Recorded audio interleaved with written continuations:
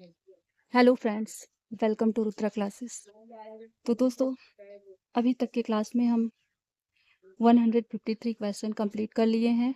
जैसा कि 200 question practice हम कर रहे हैं, तो 153 कंप्लीट हो चुका है। आज की क्लास में हम 144 से स्टार्ट करते हैं। तो कल लाइट की प्रॉब्लम की वजह से वो 153 लास्ट क्वेश्चन थोड़ा सा रह गया था, तो उसको हम इंड में कंप्लीट कर लेंगे। तो चलिए आज का क्वेश्चन करते हैं 154 नंबर। तो क्वेश्चन है कि यदि बिंदु A0, 0B और 1 1 संरेखीय है तो A+B/AB किसके बराबर है। तो दिया गया है हमें, ये 3 पॉइंट दिए गए हैं और संरेखीय है बोला है। मतलब संरेखीय मतलब होता है कि कोई लाइन है, उसमें एक या एक से अधिक लाइन एक ही बिंदु पर मिल रहे हैं, तो वो रेखा जो होते हैं वो बिंदु संरेखीय होते हैं। तो पूछा है कि A+B/AB किसके बराबर है, तो मतलब इसका हमें मान निकालना है। तो चलिए सॉल्व करते हैं। तो जैसा कि ऐसा क्वेश्चन हम पिछली क्लास में कर लिए हैं, उसमें त्रिभुज का क्षेत्रफल हमें निकालना था। यहाँ त्रिभुज का क्षेत्रफल ही लेंगे, लेकिन इसमें करना क्या है, संरेखीय के लिए बोल दिया है, तो यहाँ त्रिभुज का क्षेत्रफल का फार्मूला ही लगाएंगे। ये जो यहाँ होता है 1/2 x1 y2 - y3 plus x2 y3 - y1 plus x3 y1 - y2, इतना तो रखेंगे। लेकिन संरेखीय है तो इक्वल टू 0 कर देंगे, इक्वल टू 0 हो जाएगा। तो चलिए सॉल्व करते हैं। जो जो वैल्यू दिए गए हैं यहाँ रखते हैं और यहाँ ये A+B और अपान AB का वैल्यू निकालते हैं। तो हमें दिया क्या गया है, x1 y1। देखिए ये x1 है और ये y1 है, और ये x2 है, ये y2 है, ये x3 है, ये y3 है। तो जैसा कि यहाँ जो दिया गया है, यहाँ हम लिख लिए हैं x1 y1 A0 है, x2 y2 0 भी है, x3 y3 1 1 है। तो फार्मूला वही यूज होगा, त्रिभुज का क्षेत्रफल इक्वल टू 1/2 x1 ब्रैकेट में y2 - y3 plus x2 y3 - y1 plus x3 y1 - y2। संरेखीय है तो इक्वल टू 0 कर लेंगे, इक्वल टू 0। तो देखिए यहाँ पॉइंट ये मतलब होता भी है कि यदि बिंदु संरेखीय है तो त्रिभुज का क्षेत्रफल जो होता है शून्य होता है। तो जैसे डेल्टा इक्वल टू 0, ये फार्मूला यूज करेंगे, इक्वल टू 0। तो चलिए जो जो वैल्यू दिए गए हैं क्वेश्चन में उसका यूज करेंगे यहाँ और आंसर हम निकालेंगे।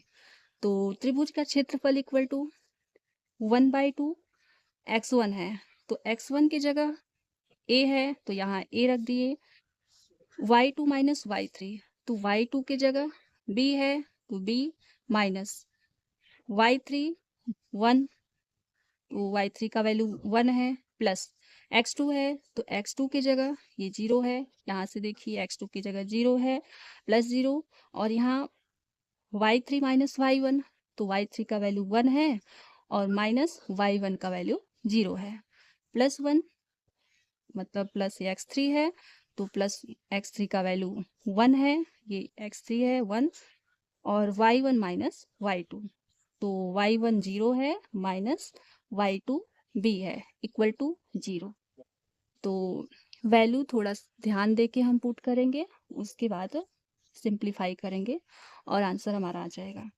तो त्रिभुज का क्षेत्रफल इक्वल टू 1/2, देखिए ब्रैकेट का ये मल्टीप्लाई कर लेंगे तो a का b में मल्टीप्लाई करेंगे ab माइनस a का -1 में माइनस a आया, प्लस यहाँ का वैल्यू ये 0 हो जाएगा, क्योंकि ये 0 है तो 0 का मल्टीप्लाई किसी में करेंगे 0 ही आ जाएगा। उसके बाद प्लस 1 है, हाँ प्लस 1 का 0 में करेंगे 0 आ जाएगा, और प्लस 1 का -b में करेंगे तो माइनस बी आएगा, तो ये माइनस बी यहाँ हम लिख लिए इक्वल टू 0 है। अब देखिए त्रिभुज का क्षेत्रफल इक्वल टू ये 1/2 है, तो ये 2 यहाँ पान में है, इसको इस साइड कर लेंगे तो ये तो 0 हो जाएगा, 2 जो है ये 0 हो जाएगा, तो ये मतलब कैंसिल हो चुका है। तो हमारे पास बचा क्या है, A minus B equal to 0। अब हमें जो वैल्यू निकालना है उसको देखेंगे। निकालना क्या है, A plus B upon A B. तो देखिए ए बी को एक साइड कर लिए और ये दूसरे साइड भेज दिए, तो ये माइनस ए है तो दूसरी साइड जाएगा इक्वल के दूसरे साइड, तो प्लस ए हो जाएगा, और ये माइनस बी है तो ये प्लस बी हो जाएगा। तो आ चुका है हमारे पास value A B equal to A plus B.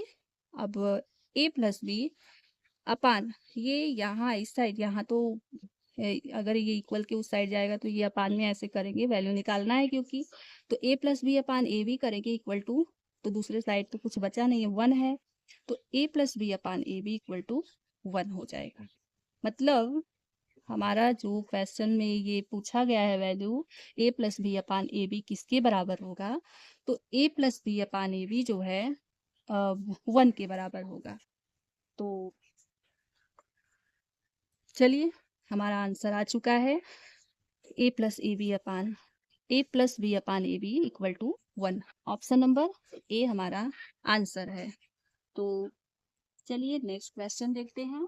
Next question है हमारा 155 155 नंबर में दिया गया है।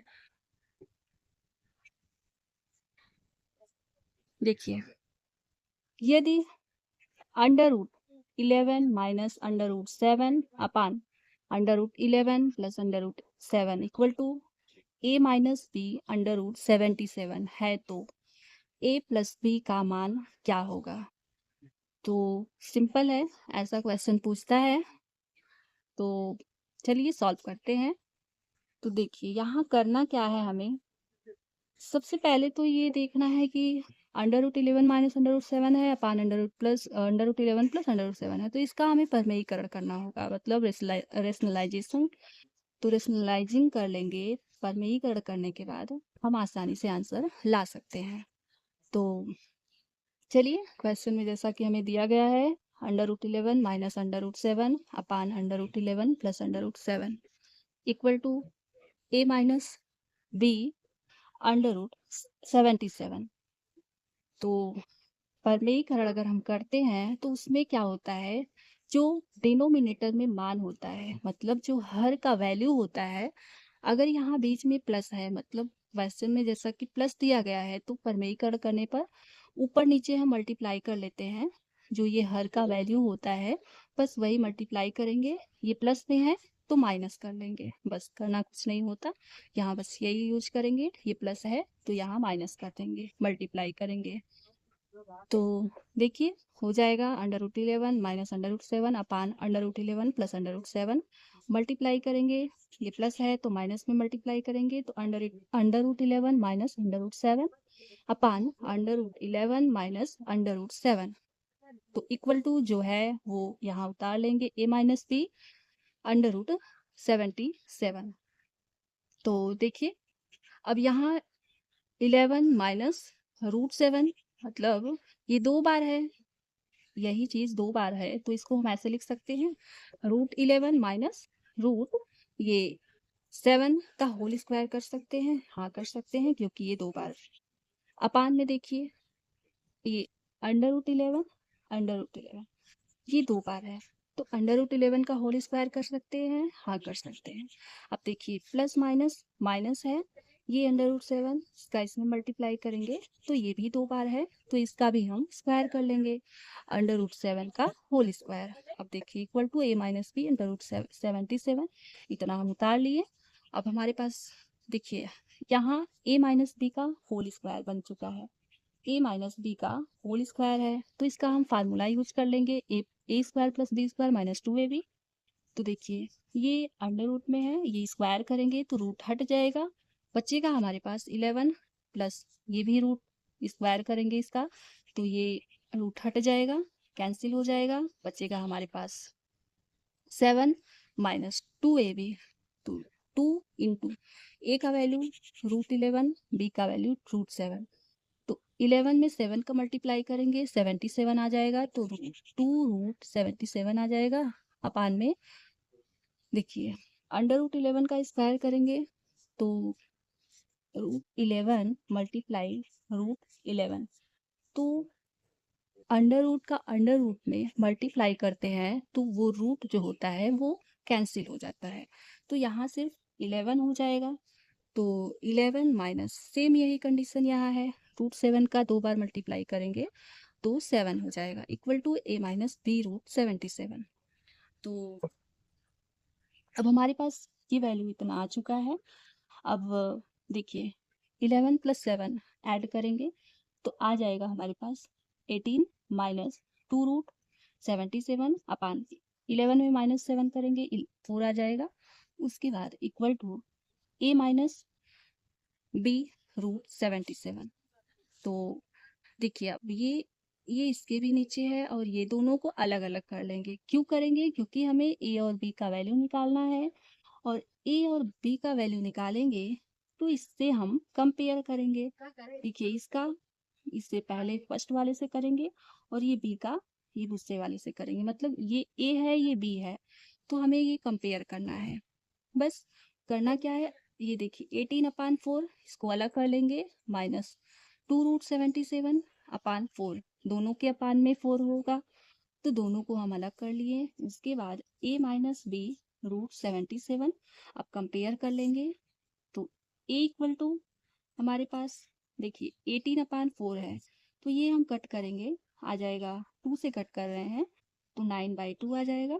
तो a का वैल्यू हमारे पास 9/2 होगा, और b का कंपेयर करेंगे, देखिए b का वैल्यू ये है, b का वैल्यू a है, तो b √77 है, और 2 रूट ये माइनस माइनस है तो कैंसिल हो जाएगा, मतलब इसका कोई कंपेयर करना है तो इसका कोई वैल्यू नहीं है।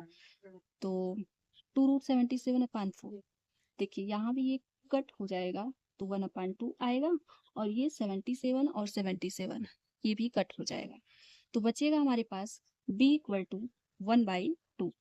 अब देखिए a का वैल्यू निकल चुका है, b का वैल्यू हमसे पूछा क्या है, a प्लस b का वैल्यू, तो a plus B equal to, अब a और b का वैल्यू जो निकाले हैं हम उसको ऐड कर लेंगे, तो 9/2 प्लस 1/2, तो 9 प्लस 1 10 हो जाएगा, हर समान है तो ये ऊपर का वैल्यू अंश का वैल्यू हम जोड़ लेंगे, तो 10/2 हो जाएगा, इसको कट करेंगे 2 से 5 आ जाएगा।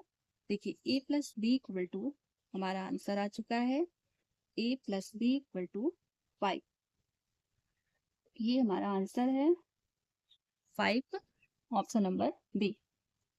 तो दोस्तों जब भी हमें ऐसा क्वेश्चन मिले अंश और हर में, तो इसको सबसे पहले हम परवैयीकरण कर लेंगे, परवैयीकरण करने के बाद हमारे पास नॉर्मल वैल्यू मिल जाएगा। उसके बाद जो इक्वल में दिया रहेगा वैल्यू, जो भी ए बी एक्स वाई कुछ भी दिया है तो हम कंपेयर कर लेंगे, उसके बाद वैल्यू हमें मिल जाएगा आसानी से।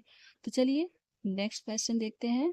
नेक्स्ट क्वेश्चन है हमारा 156, हाँ 156 नंबर। तो देखिए इसमें क्या कह रहा है, इसमें कि दो समद्विबाहु त्रिभुजों के कोण समान है, मतलब दो समद्विबाहु त्रिभुज हैं जिसमें दो भुजाएं समान होती हैं, तो दो समद्विबाहु त्रिभुजों के कोण जो है आपस में समान है, तो और उनके क्षेत्रफलों का अनुपात, एरिया का अनुपात हमें दिया है 16:25, तो उनकी संगत ऊंचाइयों का अनुपात क्या होगा। तो संगत ऊंचाइयों का अनुपात हमसे पूछा है, तो होता क्या है यहाँ, अगर हमारे पास दो सिमिलर ट्रायंगल है, मतलब दो समरूप त्रिभुज अगर हमारे पास है, तो देखिए ये प्रमेय होता है, मतलब कंडीशन, ये कॉन्सेप्ट होता है कि यदि दो त्रिभुज समरूप है तो उनके क्षेत्रफल का अनुपात, जो उनके क्षेत्रफल का अनुपात होगा, उनकी ये ऊंचाई ले, या फिर इसको ये मध्यिका भी बोल सकते हैं, तो यहाँ जैसा कि ऊंचाई दिया है, ऊंचाई पूछा है, तो चलिए हम इसको ऊंचाई ही ले रहे हैं। तो देखिए, तो उनकी क्षेत्रफल का अनुपात जो होता है उनकी ऊंचाई के अनुपात के वर्ग के बराबर होता है। केवल ऊंचाई के अनुपात के वर्ग के बराबर ही नहीं, बल्कि जितनी भुजाएं होती है सब के वर्ग के अनुपात के बराबर होती है। मतलब अगर दो त्रिभुज सिमिलर हैं तो उनके क्षेत्रफल का अनुपात उनकी भुजाओं के अनुपात के वर्ग के बराबर और मध्यिकाओं के अनुपात के वर्ग के बराबर होता है। मतलब जितनी भुजाएं होंगे उनके वर्ग के अनुपात के बराबर होगा वो एरिया। तो चलिए देख लेते हैं। एरिया ट्रायंगल एबीसी, दो ट्रायंगल हम बनाए हैं जो कि सिमिलर ट्रायंगल है। सिमिलर और कॉन्ग्रुएंट मतलब ये समरूप और सर्वांगसम त्रिभुज के बारे में हम पिछली क्लास में एकदम डिटेल में समझाए हैं, तो आप पिछली क्लास देख सकते हैं। तो चलिए, जैसा कि यहाँ दिया गया है, area triangle ABC upon area triangle P Q R equal to, दोनों का एरिया का अनुपात इक्वल टू हो जाएगा A B upon B Q का होल स्क्वायर इक्वल टू, मतलब सभी भुजाएं के वर्ग के अनुपात के बराबर होंगे, ना कि ऊंचाई के, केवल ऊंचाई नहीं, जितनी भुजाएं हैं सब के अनुपात के वर्ग के बराबर होगा। तो ए बी अपान ये बी, ये पी क्यू, इसके स्क्वायर के अनुपात के बराबर इक्वल टू ये B C upon Q R का whole square equal to A C upon P R का होल स्क्वायर इक्वल टू ये मध्यिका ए डी अपान पीई का होल स्क्वायर। तो सभी के वर्ग के अनुपात के बराबर होगा जो क्षेत्रफल होगा। तो ये फार्मूला आप ध्यान में रखेंगे तो बहुत काम आता है। तो चलिए देखते हैं, triangle ABC upon triangle P Q R equal to, यहाँ जैसा कि हमें पूछा है ऊंचाई के लिए संगत ऊंचाई का अनुपात पूछा है, तो ऊंचाई के अनुपात के लिए हम ये ए डी अपान पीई का होल स्क्वायर करेंगे। अब देखिए, यहाँ हमें एरिया का रेशियो दिया गया है क्वेश्चन में 16:25, कितना दिया गया है 16:25 equal to A D upon PE का होल स्क्वायर। तो देखिए यहाँ ए डी अपान पीई, ऊंचाई निकालना है संगत ऊंचाई का अनुपात, तो A D upon PE equal to ये इसका अंडर रूट करेंगे तो ये स्क्वायर कैंसिल हो जाएगा। उसके बाद आ जाएगा यहाँ 16 का, ये 4 का वर्ग होता है 16 और 5 का वर्ग होता है 25, तो A D upon P equal to हो जाएगा 4:5। ये हमारा आंसर हो जाएगा 4:5। तो ऑप्शन नंबर बी हमारा सही है। तो दोस्तों हमें बस ये फार्मूला ध्यान रखना होगा, अगर कोई भी सिमिलर ट्रायंगल हमें दिया गया है तो उसका जो क्षेत्रफल होगा, मतलब क्षेत्रफल का अनुपात होगा, उनकी सभी मध्यिकाओं के और भुजाओं के वर्ग के अनुपात के बराबर होगा। तो जैसा कि जो भी हमसे पूछा गया होगा उसके बाद हम ये वैल्यू निकाल लेंगे। तो यहाँ हमारा ये मध्यिका मतलब ऊंचाई पूछा गया था, तो 4:5 हमारा आंसर आ चुका है। तो डायरेक्ट हम ये ध्यान रखेंगे और जो भी दिया रहेगा क्वेश्चन देखते ही हम आंसर लगा सकते हैं। तो चलिए नेक्स्ट क्वेश्चन देखते हैं 157। तो 157 है ना क्वेश्चन।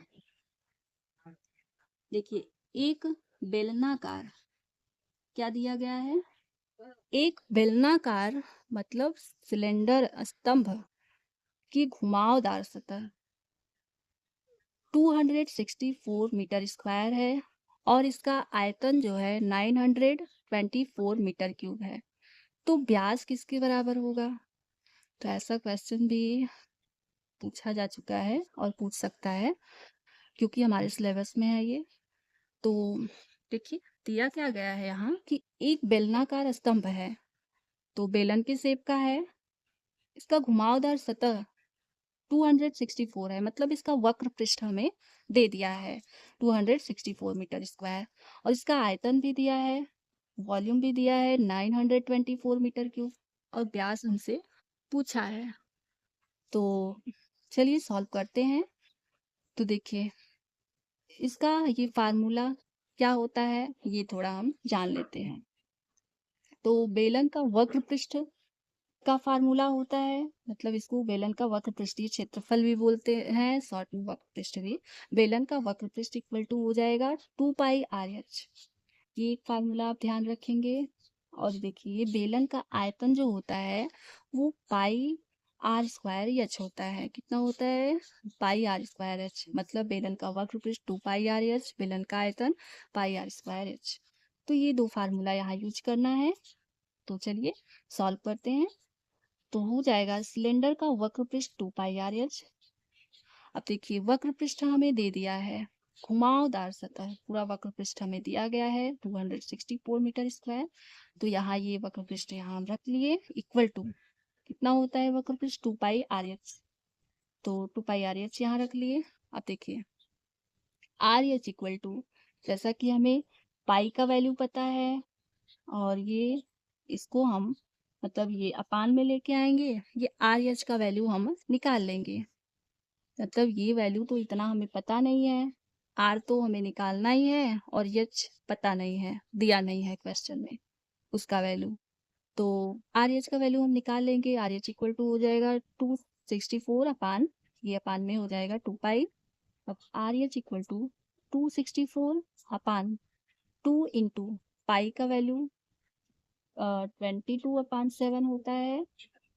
मतलब पाई का वैल्यू जो होता है 22/7 होता है। एक वैल्यू और होता है 3.14, शायद 2.41 ऐसे कुछ होता है। चलिए तो 264 अपान में 2 × 22/7 कर लेंगे। अब देखिए ये 7 को हम ऊपर लेके जाएंगे तो आर एच इक्वल टू हो जाएगा 264 मल्टीप्लाई, ये 7 ऊपर चला जाएगा अपान 2 × 22, 2 × 22 हो जाएगा। अब इसको हम कटा लेंगे तो देखिए ये 11 से कटा लेंगे, हो जाएगा ये यहाँ 2 आया, यहाँ 24 और ये फिर से कटाएंगे, ये 2 दूना 4 मतलब ये 4 है और यहाँ 4 का ये 24 कटाएंगे तो यहाँ 6 आ जाएगा। तो 6 में 7 का मल्टीप्लाई करेंगे, आर एच इक्वल टू 42 आ जाएगा। तो इक्वेशन 1 इसको हम मान लेंगे। तो इक्वेशन 1 ये ले लिए। अब देखिए हमें क्वेश्चन में बेलन का आयतन भी दिया गया है, तो अब आयतन का फार्मूला यूज करेंगे और यहाँ से भी कुछ निकलेगा, फिर इक्वेशन 1 और 2 का कंपेयर करेंगे और आंसर आ जाएगा। तो चलिए बेलन का आयतन इक्वल टू होता है पाई आर स्क्वायर एच, फार्मूला होता है। तो बेलन का आयतन हमें 924 दिया है, 924 equal to pi R square H. तो देखिए pi R square H equal to 924, equation 2 हो गया।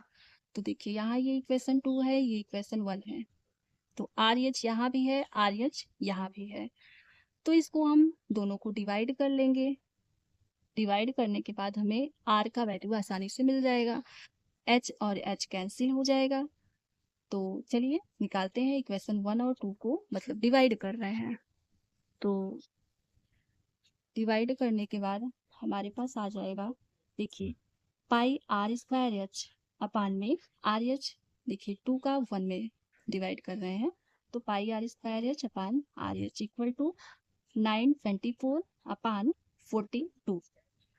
तो ये ऊपर ये न्यूमरेटर में रहेगा और ये डिनोमिनेटर में रहेगा। तो अब इसको कटाएंगे तो यहाँ 6 से कटा रहे हैं, 6 से कटाएंगे तो आ जाएगा 154 अपान 7। कितना आएगा? 154 अपान 7। तो इसके बाद हमारे पास देखिए वैल्यू ये आर और आर, एक आर यहाँ बचेगा क्योंकि एक ही आर नीचे है, तो एक आर कैंसिल होगा, एक आर बच जाएगा और ये एच और एच कैंसिल हुआ। तो बचेगा क्या हमारे पास? केवल पाई इंटू आर। कितना बचेगा? Pi into R. और पाई का वैल्यू हमें पता है 22/7 इंटू मल्टीप्लाई बाई मतलब आर इक्वल टू, यहाँ ये 7 से कटा लेंगे तो 7 2 14, 7 14 ये 22 आ जाएगा। तो अब देखिए ये 22 और 22 दोनों कट जाएंगे, बचेगा क्या हमारे पास? आर इक्वल टू, ये इस साइड चला जाएगा, आर इक्वल टू 7 मीटर ना आया, मतलब त्रिज्या जो है ये 7 मीटर निकल चुका है। अब हमसे पूछा गया है व्यास किसके बराबर है। जब त्रिज्या हम निकाल चुके हैं तो व्यास तो आसानी से निकाल सकते हैं, क्योंकि व्यास इक्वल टू होता है 2 मल्टीप्लाई बाई त्रिज्या। मतलब व्यास जो होता है d इक्वल टू 2r होता है। तो देखिए d equal to 2 into R होता है। मतलब व्यास जो होता है त्रिज्या का 2 गुना होता है। तो इसका ये 2 गुना कर लेंगे, 2 गुणे त्रिज्या, तो व्यास इक्वल टू आ जाएगा 2 मल्टीप्लाई बाई 7। तो हमारा आंसर आ चुका है 14। ये मल्टीप्लाई कर लेंगे, 7 का 2 में 14 आ जाएगा आंसर। तो ऑप्शन नंबर सी हमारा आंसर है 14 मीटर। तो दोस्तों इसमें हमें फार्मूले याद करने होंगे। अब जैसे यहाँ बेलनाकार बोल दिया गया है, और भी बोल सकता है, शंकु भी दे दिया जा सकता है, और मतलब बहुत सारे हैं, कुछ भी दे सकता है यहाँ 3D में। तो जैसा कि यहाँ बेलनाकार दिया गया है तो यहाँ बेलन का फार्मूला हमें याद रखना होगा।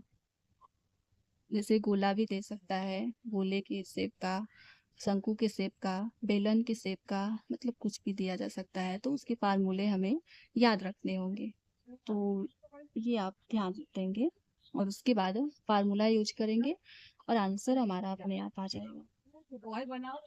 तो चलिए नेक्स्ट क्वेश्चन देखते हैं, 158 नंबर। तो 158 नंबर क्वेश्चन है हमारे पास। दिया गया है यदि क्वेश्चन है कि यदि दो गोलों का आयतन, हाँ देखिए वहां बेलन दिया गया था, तो यहाँ जो है हमें